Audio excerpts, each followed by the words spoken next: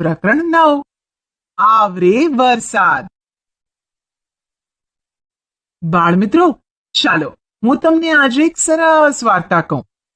એક બહુ જ મોટું જંગલ હતું. જંગલમાં બહુ જ મોટા મોટા અને ઘટાદાર વૃક્ષો હતા. જંગલમાં વિવિધ પ્રાણીઓ અને પક્ષીઓ રહેતા હતા. તેમાં એક અપ્પુ નામનો હાથી રહેતો હતો. અપ્પુ તો આખા જંગલમાં મસ્તીથી ફરે. તેને કેળા ખૂબ જ ભાવે. આ જંગલમાં કેળાના બહુ જ બધા વૃક્ષો હતા. અપ્પુ તો દરરોજ વૃક્ષ પરથી કેળા તોડે અને ખાય.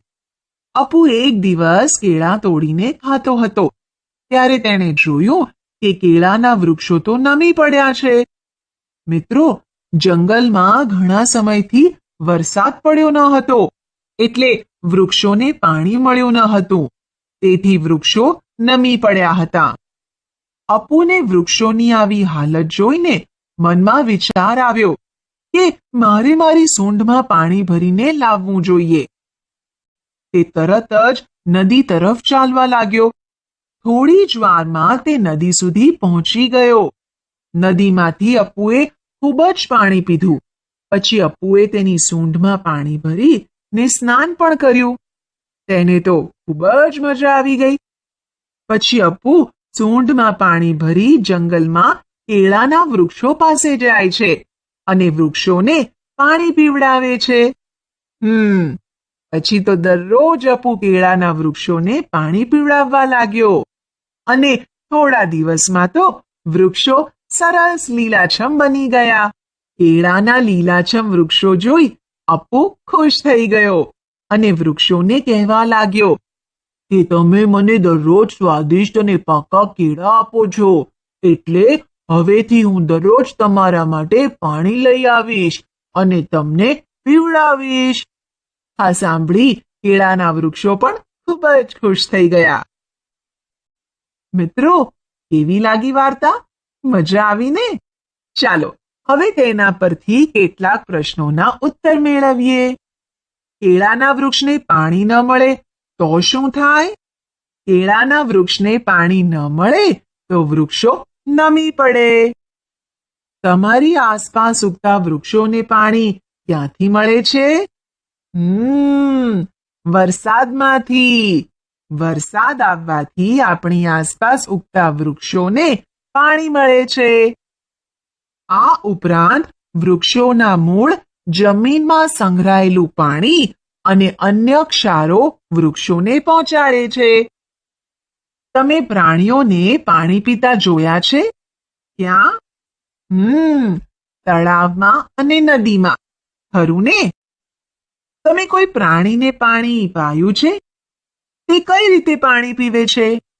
મિત્રો, તમે તમારા ઘરની આસપાસ ફરતા પ્રાણીઓને જેવા કે ગાય, કૂતરાને પાણી પાયું જ હશે, હે ને? ગાય હોઠથી અને કૂતરો જીભથી પાણી પીવે છે. બાળમિત્રો, તમે વાર્તામાં સાંભળ્યું ને કે અપ્પુએ નમી ગયેલા કેળાના વૃક્ષોને પાણી પીવડાવ્યું, પરંતુ અપ્પુની જેમ બીજા બધા હાથી અને પ્રાણીઓ કાંઈ વૃક્ષોને પાણી પીવડાવતા નથી. તો પછી તમને થતું હશે કે વૃક્ષોને પાણી કોણ પીવડાવતું હશે? વૃક્ષો મોટે ભાગે વરસાદથી પાણી મેળવે છે. જ્યારે વરસાદ પડે છે ત્યારે વૃક્ષો લીલાછમ બની જાય છે. કવિતા. મિત્રો, ચાલો આપણે કવિતા વાંચીએ. વાદળો. ગોરા થઈને કાળા થઈને આવ્યા વાદળ જાદુ લઈને. શ્વાન, મૃગલા, હાથી, ઘોડા જેવા આવ્યા હંસા હંસલીના જોડા જેવા. ક્યારેક હરણા થઈને આવે, દોડા દોડી કરતા આવે. આવ્યા વાદળ જાદુ લઈને. પળમાં આવે ને પળમાં જાય, ક્યારેક મહિનાઓ ના દેખાય. ક્યારેક પાછા એવા ઠરતા, કાળો તોય વાદળ ના ટળતા. આવ્યા વાદળ જાદુ લઈને. ક્યારેક ગરજતા ને વરસતા, અચરજ ભર્યા મેઘધનુષ્ય રચતા. ક્યારેક કરા સ્વરૂપે આવે, ક્યારેક જોરદાર થઈને આવે.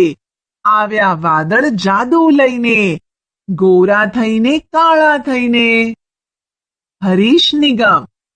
આ કવિતા શાના વિશે છે? હા, વાદળ વિશે.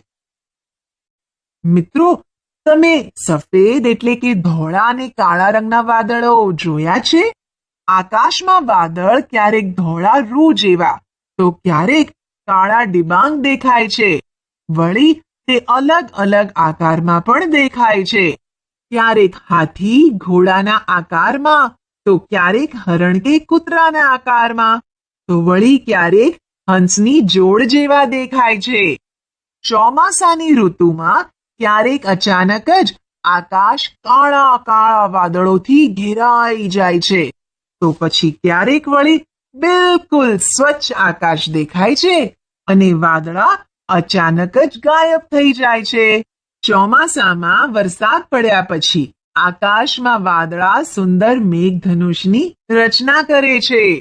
મેઘધનુષ સવારે પશ્ચિમમાં અને સાંજે પૂર્વમાં દેખાય છે.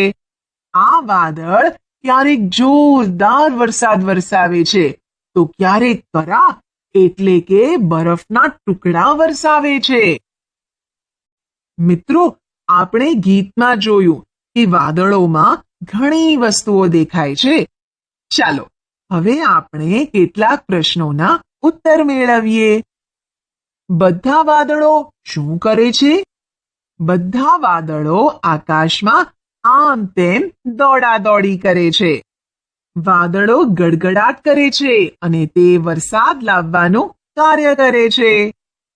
વરસાદ પડે ત્યારે શું થાય છે? વરસાદ આવે ત્યારે મોર આનંદિત થઈને નાચવા લાગે છે. દેડકા ડ્રાઉં ડ્રાઉં કરે છે. પ્રાણીઓ ખુશ થઈ જાય છે. ચાતક નામના પક્ષીને પણ વરસાદ ખૂબ જ ગમે છે. ખેડૂતો વરસાદ આવવાથી ખૂબ જ ખુશ થઈ જાય છે અને ખેતરમાં પાકની વાવણી કરે છે. નાના બાળકોને પણ વરસાદ ખૂબ જ ગમે છે. બાળકોને વરસાદમાં નહાવાની, પલળવાની ને છબછબિયા કરવાની મજા આવે છે. ખરું ને? ઘણા બાળકો તો કાગળની હોડી બનાવીને પાણી પર તરતી મૂકે છે અને હોડી પાણીની સાથે સાથે ખૂબ જ દૂર સુધી જાય છે. આ જોવાની તેમને ખૂબ જ મજા આવે છે. સાચું ને? આમ આખી સજીવ સૃષ્ટિ વરસાદ આવવાથી આનંદિત થઈ જાય છે. વરસાદ બંધ થઈ ગયા પછી આકાશમાં મેઘધનુષ દેખાય છે અને જો વાદળો સિવાય વરસાદ પડે તો આકાશમાં વીજળી દેખાય છે. પરંતુ મિત્રો, વરસાદ આવવાથી ઘણા દુઃખી પણ થાય છે. અતિશય વરસાદ પ્રાણીઓને ગમતો નથી, કેમ કે તેમને ખોરાક વગર રહેવું પડે છે અને વરસાદ સતત પડવાથી તેમને ઠંડી પણ ખૂબ જ લાગે છે. પક્ષીઓ ઝાડ પર માળો બનાવીને રહે છે. અતિશય વરસાદ વરસવાથી તેમજ વાવાઝોડાથી તેમનો માળો તૂટી જાય છે. તેથી પક્ષીઓ પણ દુઃખી થાય છે. ઝૂંપડામાં વસવાટ કરતા લોકો વરસાદ આવવાથી મુશ્કેલીમાં મુકાઈ જાય છે, કેમ કે ઝૂંપડામાં વરસાદનું પાણી આવી જવાથી તેમને રહેવાની તકલીફ પડે છે. રોજે રોજનું કમાઈને ખાતા લોકોને રોજગારી મળી શકતી નથી, તેથી તેમને પણ ખૂબ જ તકલીફ પડે છે. આમ વરસાદ વરસવાથી કેટલાક ખુશ થાય છે અને કેટલાક દુઃખી થાય છે. બાળમિત્રો, વરસાદમાં મજા તો આવે જ છે, પણ ક્યારેક ખૂબ વરસાદ વરસે તો મુશ્કેલી પડે છે. શું તમને ક્યારેય વધુ વરસાદ આવવાથી મુશ્કેલી પડી છે? તમે વરસાદ સમયે કોઈને મુસીબતમાં જોયા છે? તે દર્શાવતું ચિત્ર દોરીએ.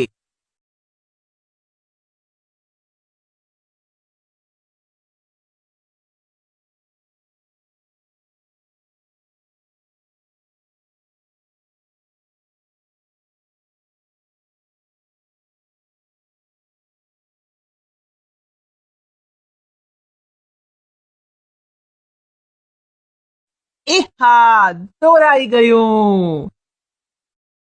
આપણે શું ભણ્યા? વરસાદ વૃક્ષો માટે પાણી મેળવવાનો મહત્વનો સ્ત્રોત. વરસાદ અને ચોમાસાના વાતાવરણનું વર્ણન. વરસાદની સારી નરસી અસરો.